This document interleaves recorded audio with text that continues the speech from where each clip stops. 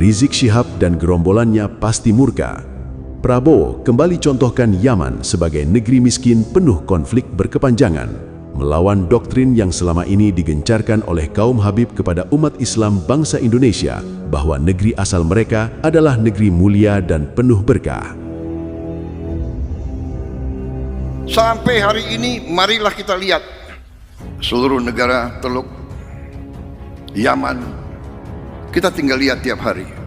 Kalau kita lihat rasnya sama, agamanya juga banyak yang sama, perangnya itu sampai puluhan ribu korban mati. Goblok! Heran punya pemimpin gak begitu, 10 tambah 2, 13. Presiden goblok. Kalau nggak mau kabur aja ke Yaman. Goblok. Kalau Bapak Presiden terus mengulangi, terus ingin menjadikan orang-orang Yaman sebagai musuh, ya kami siap saja, Pak. Enggak, kami enggak mundur, kami enggak takut, siapapun akan kami lawan yang menyebarluaskan sikap rasis, fasis, benci dengan kesukuan, kurang ajar.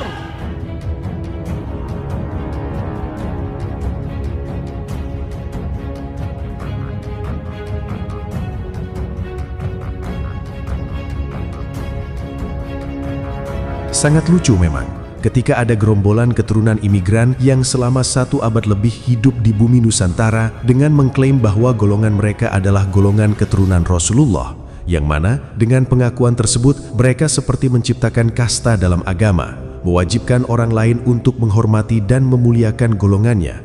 Fikihnya mengharamkan pria-pria di luar golongan mereka menikahi perempuan dari golongannya karena dianggap merusak nasab suci mereka.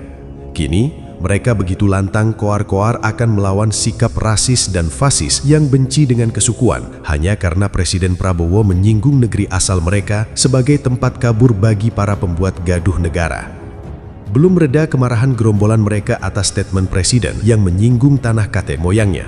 Presiden pun kembali berpidato yang sudah pasti dampaknya akan membangkitkan jiwa barbar dari gerombolan mereka. Sebab pernyataan Presiden kali ini bahkan lebih besar ancamannya, bisa menghancurkan modal utama golongan mereka hidup mulia di bumi Nusantara.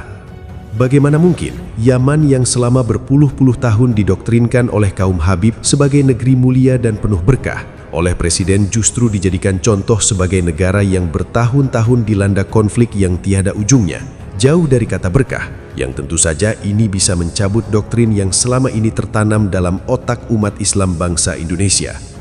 Prabowo sedang menunjukkan realita pada rakyatnya. Jika Yaman, negeri yang selama ini selalu didoktrinkan oleh kaum Habib sebagai negeri yang paling diberkahi oleh Allah Ta'ala, pada faktanya, negeri tersebut masuk dalam kategori negeri paling miskin di dunia. Perang saudara di sana telah merenggut puluhan ribu nyawa umat manusia. Maka jika memang para pengikut Baklawi Yaman memiliki akal yang logis untuk mencerna, di manakah letak keberkahan yang selama ini selalu dijejalkan ke dalam otak mereka oleh para tuan majikannya?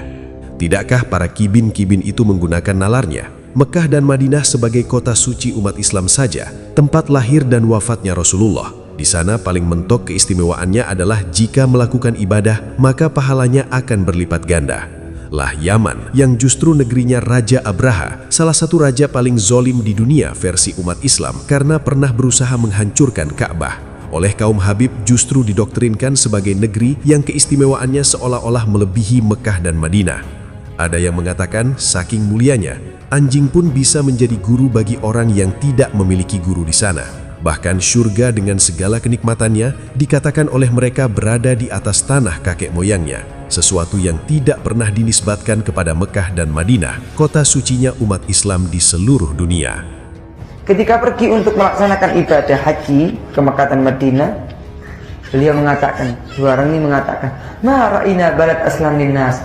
Kita tidak melihat tempat, kota, negara yang paling menyelamatkan untuk manusia siapapun seperti kota Tarim.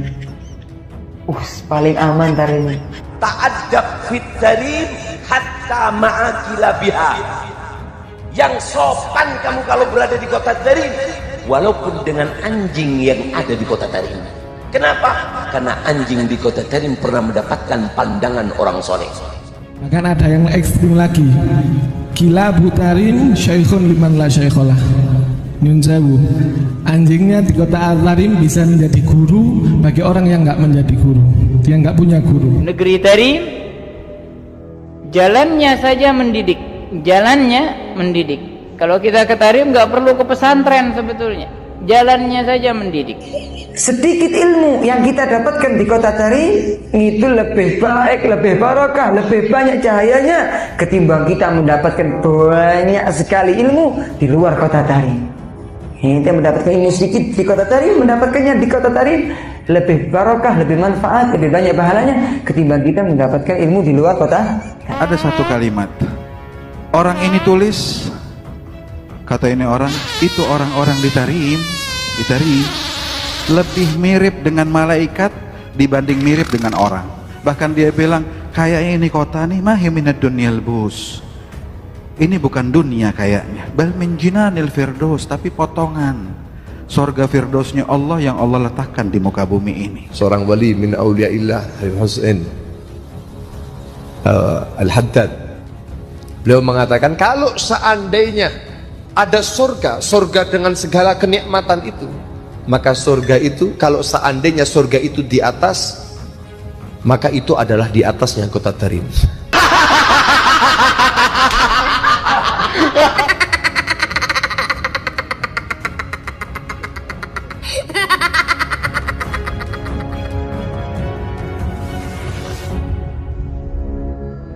Sudah hidup turun-temurun, beberapa generasi lahir dan tumbuh di bumi Nusantara, tapi gerombolan mereka tidak pernah bisa move on dan malah semakin menggila dalam melakukan pemujaan terhadap tanah kakek moyangnya.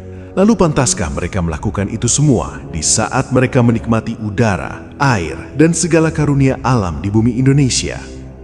Meskipun begitu, sungguh bangsa Indonesia tidak akan terlalu mempermasalahkan jika saja hal tersebut menjadi konsumsi pribadi golongan mereka.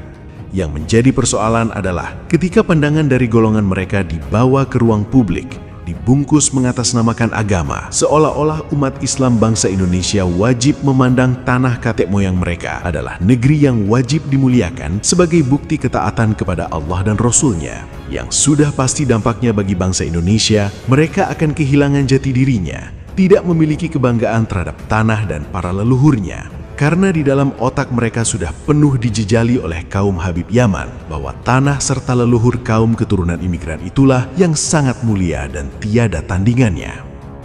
Pernyataan Presiden Prabowo Subianto, jika umat Islam bangsa Indonesia mampu memahami makna dari kalimat Presiden yang mencontohkan Yaman sebagai negeri penuh konflik tak berkesudahan, maka sesungguhnya makna dari pernyataan itu adalah untuk mencabut doktrin di kepala umat Islam bangsa Indonesia yang selama ini dijejali oleh kaum keturunan pendatang asal Yaman tersebut bahwa negeri asal mereka adalah negeri yang sangat mulia.